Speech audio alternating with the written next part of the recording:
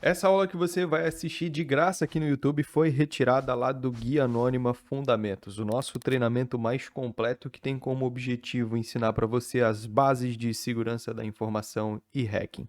Um treinamento que já tem mais de 50 horas de conteúdo, comunidade exclusiva para os alunos, aulas ao vivo nessa comunidade, certificado de conclusão e muito mais. Para você saber um pouco mais sobre o GA Fundamentos, é só acessar fundamentos.guianonima.com. Dá uma olhadinha na nossa grade curricular completa e entenda um pouquinho mais sobre o GA Fundamentos.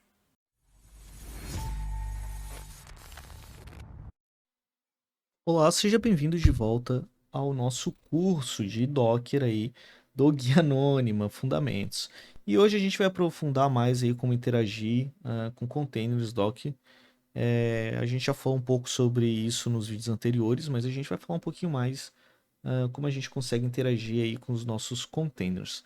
A gente já falou aí um pouco sobre o Docker Exec, né? Que a gente consegue utilizar ele para entrar dentro dos nossos containers, mas a gente não falou muito sobre a diferença, né? Qual a diferença do Docker Run e o Docker Exec, né? Bom, o Docker Exec ele vai executar algo dentro do container, né? Então você consegue acessar um terminal ali e tudo mais. Já o Docker Run você vai acabar executando algo realmente, né? Você vai criar um container. Então, por exemplo, Docker Run. Vamos ver aqui o help do Docker Run. Ele é algo relacionado a você provisionar, né? Você criar e rodar um novo container através de uma imagem. Já o Docker Exec, a gente tem aqui a resposta dele, né? Que ele vai executar um comando dentro de um container que já está em execução. Então, quando que a gente usa um, quando que a gente usa outro? Docker Run quando a gente quer executar um novo container e o Docker Exec quando a gente quer executar algo dentro de um container que já está em execução.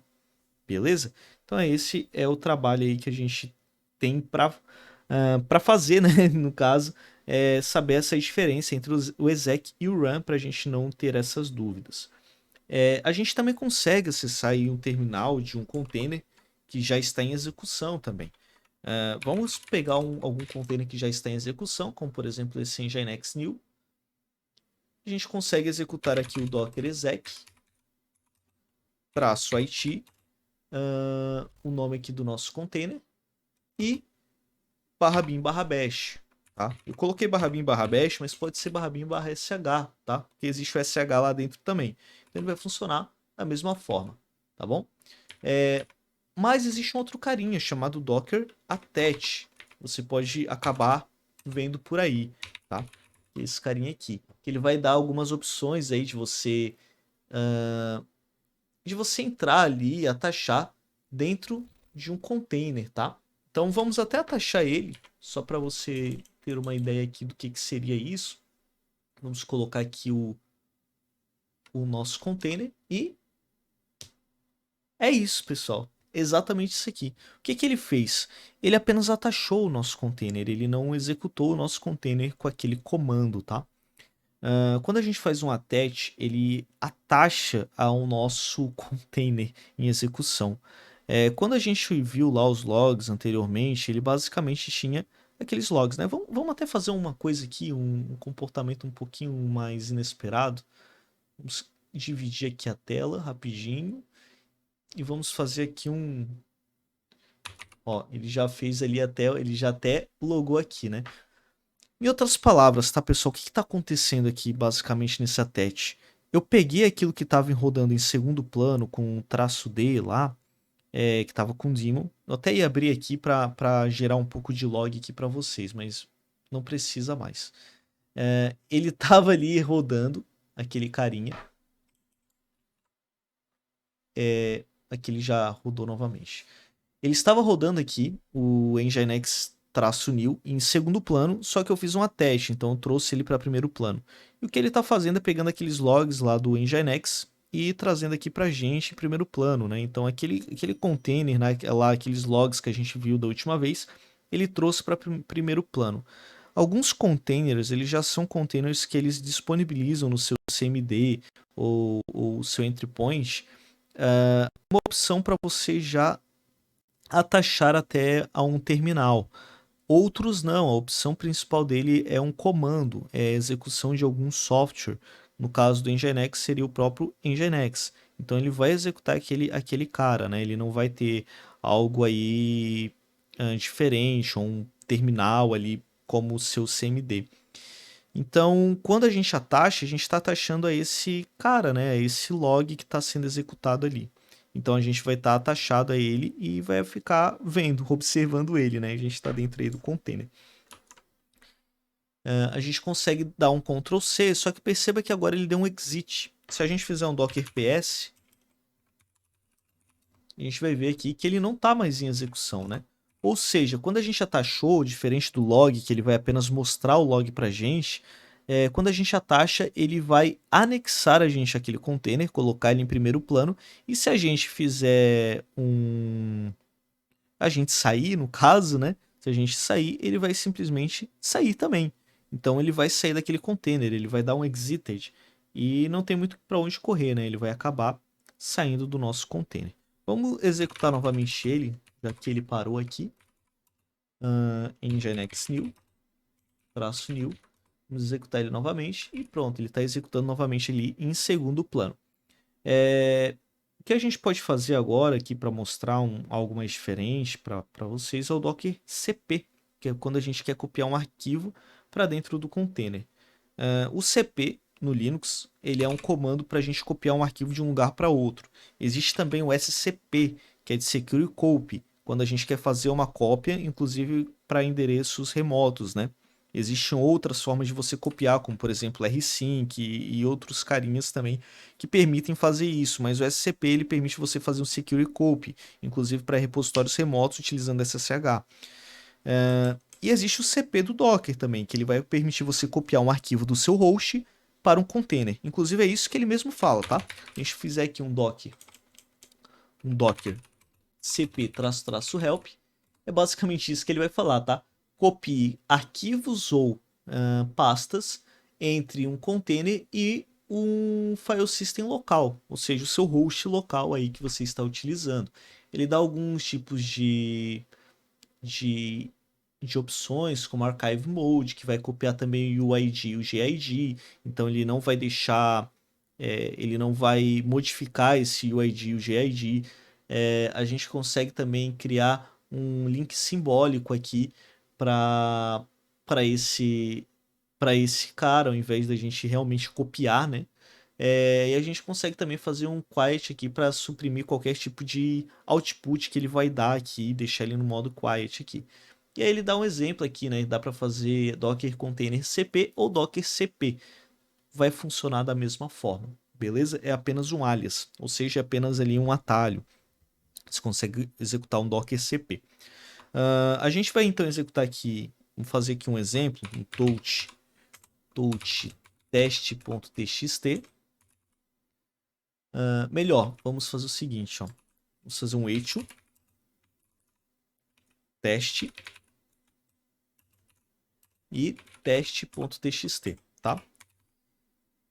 Então o que a gente fez? A gente criou um arquivo chamado teste.txt com conteúdo chamado teste, beleza? É algo bem simples, bem simples mesmo, tá? Só para a gente dar um exemplo aqui de como que funcionaria esse CP. Então se a gente fizer agora um docker cp, a gente precisa dizer qual o arquivo, qual é a origem, que seria o teste.txt. E a gente precisa dizer também qual é o container, né, que a gente quer colocar, que no caso seria esse aqui. A gente quer colocar no dois pontos, barra. Pronto, ele copiou um arquivo de 2 KB para o Nginx new. Será que ele copiou mesmo? Vamos dar uma olhadinha lá então. Vamos lá, docker exec -it. Vamos colocar novamente o nome do nosso container. E vamos observar lá no /bin/bash, né? Para a gente ter o nosso terminal, o nosso bash, para a gente conseguir ver. A gente já está no barra, mas vou colocar aqui só para a gente ter aqui. E vamos ver se ele está aqui dentro. Ele está aqui dentro, pessoal. Ó, teste.txt. Aqui, ó. Está aqui dentro. Então, se a gente fizer um cat teste.txt, tá ali, ó. Teste. Ele está lá em execução, né? Tá, mas e se eu alterar esse arquivo, né? Vamos até voltar lá, né? Vamos até voltar lá. E se eu alterar este arquivo aqui dentro, né? Vamos ver se tem nano aqui. Eu acho que não tem. Mas vamos testar aqui para ver se tem. Não tem. Vamos testar um VI, então. Teste.txt. Também não tem. Eixo. Tem eixo? Eixo tem. Então vamos colocar um eixo. Novo teste. Vou colocar assim.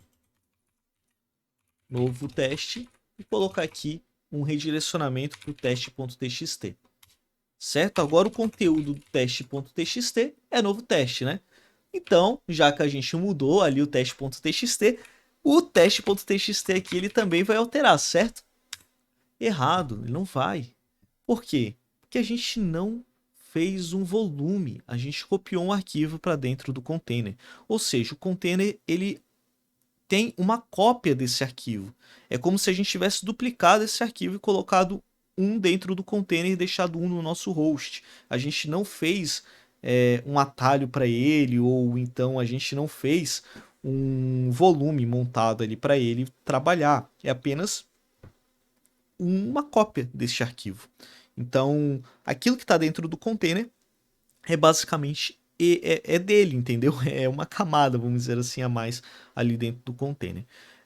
Caso a gente quisesse trabalhar com algum tipo de arquivo que precisa ser alterado, né, pelo container, mas que isso reflita ali também fora dele, a gente criaria um volume, tá? A gente não vai falar ainda mais sobre isso, sobre questões de volumes, porque isso vai ser abordado mais para frente aqui nesse curso, mas existe um carinha chamado volume aí que a gente consegue trabalhar, tá? E que ele vai permitir com que você consiga aqui fazer esse vínculo e não fique copiando arquivo de um lado para o outro, né? Você consiga manter essa consistência entre os dois ambientes, o seu host e o seu arquivo local, ou em casos em que você precisa remover o seu container, né? Porque o container ele tem que ser removido, ele não é que nem uma máquina que ele não pode ser deletado, o container ele é algo que deve ser deletado, né? Ele não deve ser algo consistente, ele tem que ter essa questão de ser deletado. Então, nesses casos a gente vai ter aí um volume e ele vai ser muito bom para a gente conseguir gerenciar aí uma persistência de dados. Ou seja, logs aí que a gente precisa ter acesso, questões relacionadas a alguns arquivos de configuração, tudo isso a gente utilizaria aí o nosso o nosso arquivinho aí de volumes, né? A gente teria o arquivinho não, a nossa questão de volumes aí, as flags de volume e apontaria aí para um caminho dentro do nosso host.